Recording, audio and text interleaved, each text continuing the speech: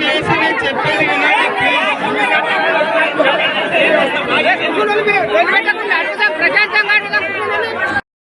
ఈ భూమికంటే అందరూ వస్తారు. ఇక్కడ ఎవరు ఉండదు. ఇక్కడ వెళ్ళండి, ఇక్కడ నుంచి వెళ్ళండి, ఇక్కడ నుంచి వెళ్ళండి.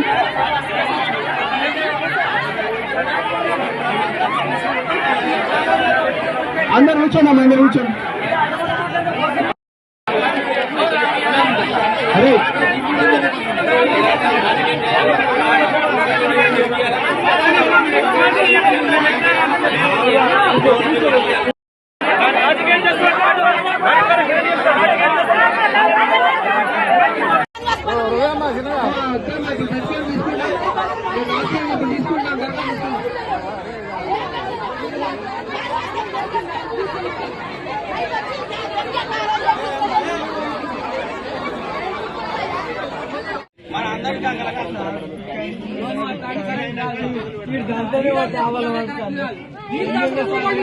నా పేరే లేదు. అప్పుడు నేను చూసుకున్నాను. నా పేరే నిన్ను అడగలేదు.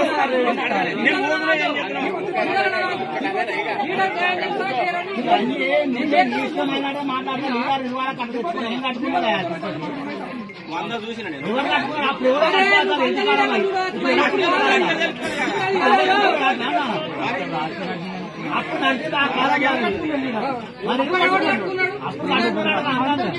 గుద్దలు అమ్ముంటేనే ఎదుగుతాడు.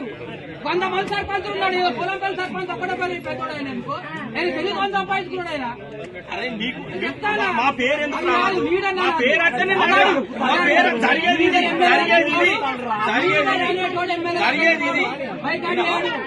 నువ్వు అన్న సార్ వాళ్ళ ఇంటికాడ ఉన్న నేను ఉండు నిన్ను అర్థాను నేను. కానీ మా పేరు ఎందుకు రావాలి? జరిగేది అది ఇది జరుగుతుంది. అక్కడ సార్ ఏం చెప్పిండు? శాసనసభ డిక్లేర్ చేస్తానని చెప్పిండు.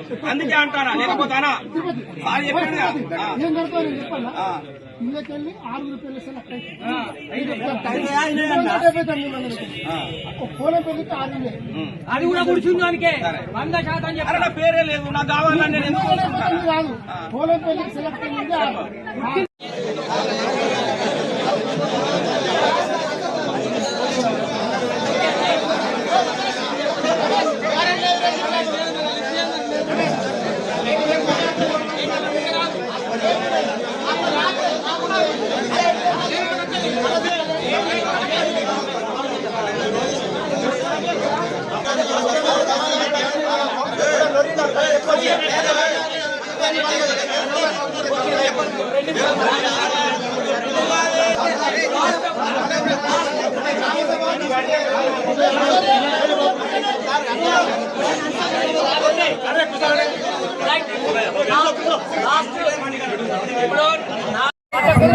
కుదరదు పని.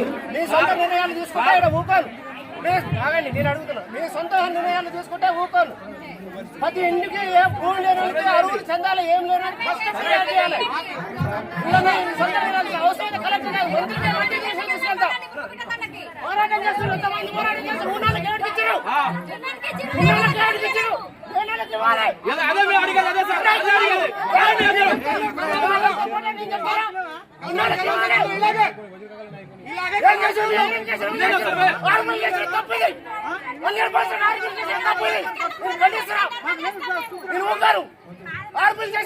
తప్పు.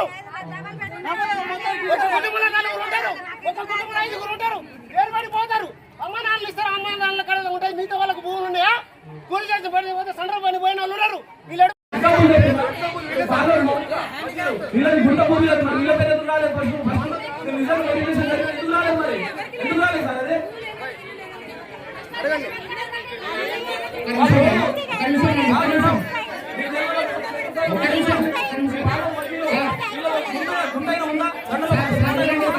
కూలి పని చేస్తాం బతుకున్నాను. కూలి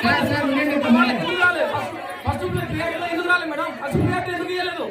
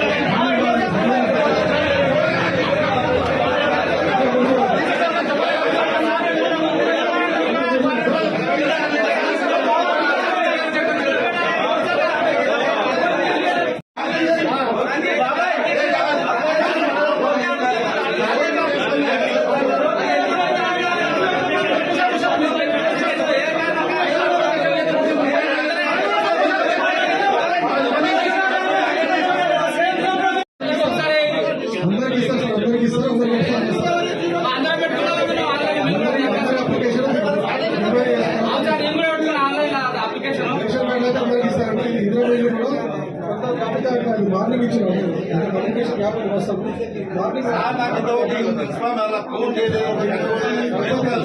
మీరైతే నేనేమంటారు సార్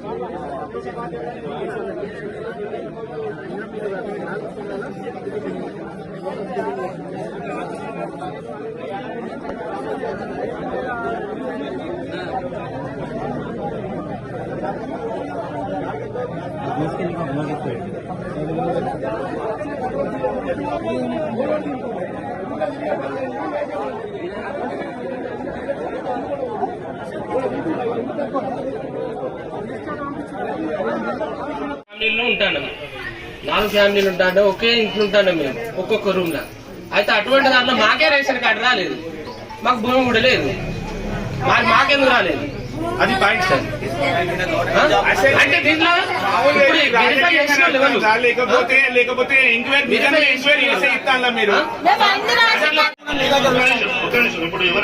ఎందరు పుట్టిన మీ దగ్గర ఉన్నారు సార్ ఎన్నిసార్లు అప్లికేషన్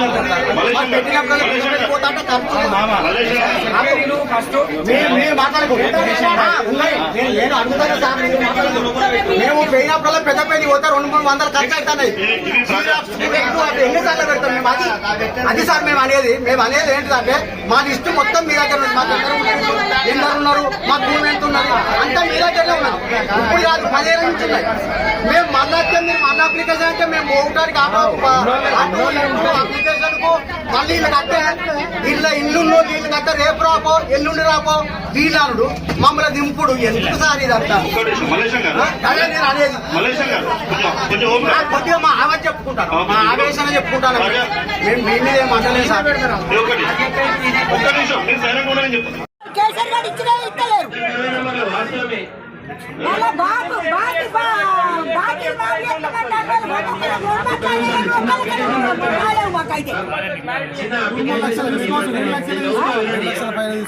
లేదు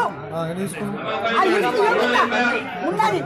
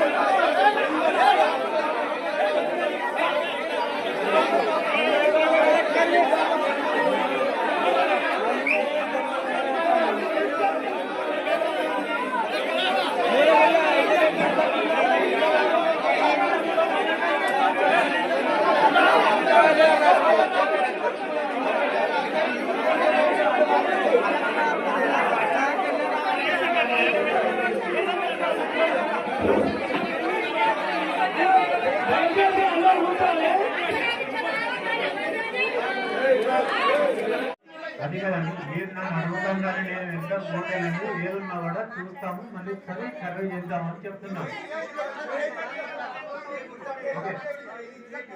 ఓకే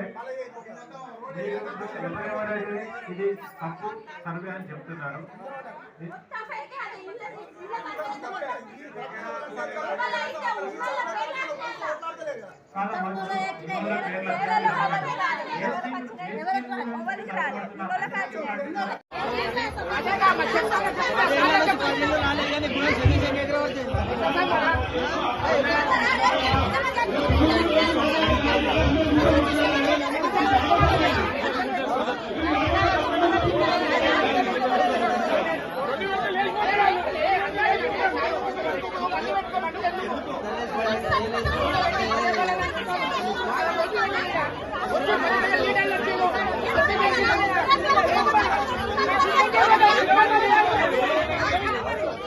ఆరు గ్యారెంటీలు పెట్టింది కాంగ్రెస్ ప్రభుత్వం. ఆరు గ్యారెంటీ ఒక పథకమనే సరిగా అమలు చేస్తలేదు.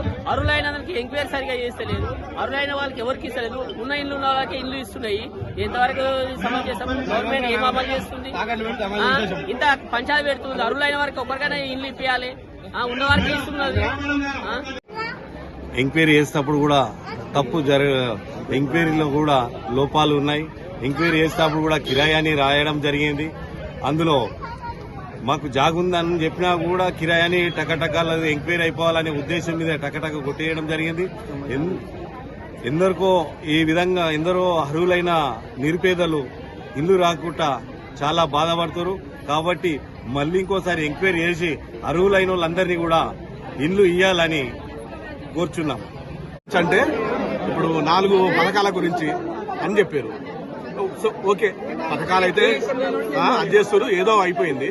మొత్తానికి జాగా ఉన్న వాళ్లకు, ఏం లేని వాళ్లకు, జాగున్న వాళ్లకు 5 లక్షలు లోన్ శాంక్షన్ చేస్తామని చెప్పారు ఇల్లు కట్టుకోవడానికి. అట్లాంటి మొత్తం నిరుపేదలకు, ఏం లేని వాళ్లకు శాంక్షన్ చేస్తే ఏమనిపించదు. ఉన్న వాళ్ళకే 4 ఇండ్లు ఉన్నాయి, బిల్డింగ్లు ఉన్నాయి, వాళ్ళకి ఏం లేదన్నట్టు కాదు, వాళ్ళకి ఆస్తులు ఉన్నాయి, అట్లాంటి వాళ్ళకే శాంక్షన్ చేశారు. మరి ఇంకోటి డబుల్ బెడ్రూమ్, ఏం లేని వాళ్ళకు, జాగా లేకుండా ఏం ఆస్తులు పాస్తులు లేని వాళ్ళకు డబుల్ బెడ్రూమ్ శాంక్షన్ చేస్తా అన్న వాళ్ళకు కూడా అందులో ఏ నిరుపేదకు వచ్చింది చెప్పండి లిస్ట్ లా. మొదటి విడత అని అన్నారు, ఏదో 30-40 శాంక్షన్ అవుతుండొచ్చు ఈ మొదటి విడతల. అందులో కూడా మొత్తానికి మొత్తం ఎవరికి లేవాళ్ళ, అసలు గరీబ్ గాలకే లేదు, ఉన్న వాళ్ళ పేర్లే ఉన్నాయి. అందులో అయినా ఇప్పుడు 5 లక్షల దాంట్లో అయినా డబుల్ బెడ్రూమ్ లో అయినా ఉన్న వాళ్ళ పేర్లే ఉన్నాయి. అందులో ఏం చేస్తాము? ఇది కరెక్ట్ కాదు.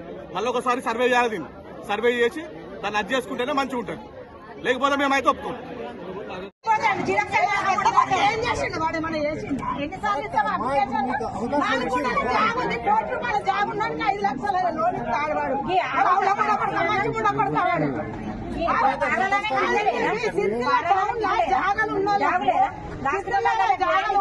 లక్షలకు 100 గజాలు వస్తుంది. వాడు ఎన్ని 4 గుంటలు అంటే ₹1 కోటి జాబ్ ఉన్నాడికి 5 లక్షలు ఓడిస్తాడు. వీడు అవుల కూడా కొడక, మంచి కూడా కొడక. చెప్పు, ఏం లేక గతి లేని వాళ్ళకన్నా ఇయ్యాడా వీడు? చెప్పు, ఒక గుంట జాగా 30 లక్షలు ఉంటుంది. 30 లక్షలు 4 గుంటల జాగుండ 1,20,00,000 1,20,00,000 శరాలు ఉండాలి. అవులమ్ముండ కొడుకు గాడ 5 లక్షల లోన్ లేనోళ్ళకి నిన్న వాళ్ళ రాలేదు. వాళ్ళకి 6 నెలలు కాదు, వాళ్ళకి ఇండ్లు వస్తాయి. ఏళ్ళ నుంచి ఉన్న వాళ్ళకే కొంపాలు ఉన్నాయి. సిగ్గు జాగలున్నాడు.